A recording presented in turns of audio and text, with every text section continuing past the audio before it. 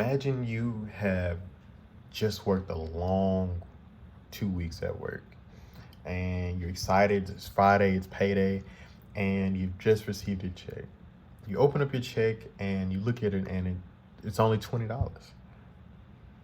You are a server.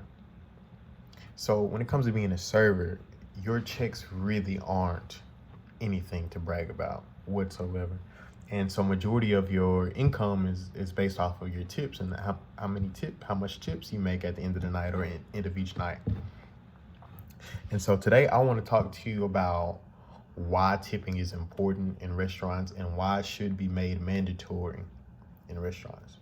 So put yourself in the shoes of a server. You work 8-hour shifts or how many hour shifts, and you're dealing with multiple customers at a time. Each customer has their own specific order, their own particular things that they like or don't like. And so you listen to everything that their likes or dislikes, and you try to abide by them the best way you can.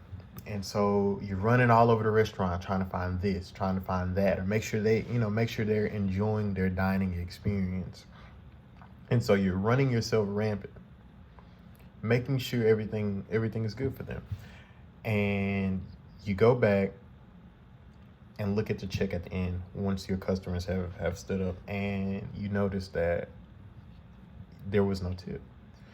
But your tips are a big part of your livelihood and a big part of how you maintain and manage your life. So put yourself in their shoes. Would you want that tip? If you just received great, excellent service, if you were just giving out great, excellent service, would you want the tip? Why you should tip? According to Lisa Guerin, JD, in the state of Mississippi, the minimum wage for a server is $2.13. A lot of people don't realize that servers do not make minimum wage as far as other jobs do with $7.25. The minimum wage for a server is $2.13, which is not much at all. And so with that, if you don't tip, it doesn't just affect the servers either. It also affects your bussers, your hostesses as well. I myself have been a server and a busser, and so I understand how money moves around in a restaurant. So I'm gonna explain to you about that.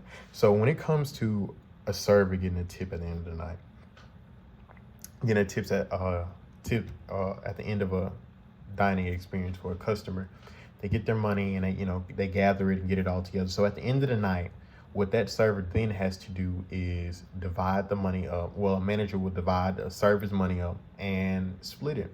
So the server would keep some, but also the busser that came behind you and cleaned up your table, they would get some. The hosts that sat you down, that alerted your server to know that you were sitting down, they would get a percentage of that.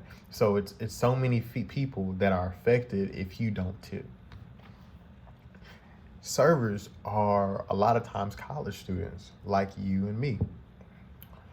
And so imagine how hard it is to have a job, study, work, and everything like that.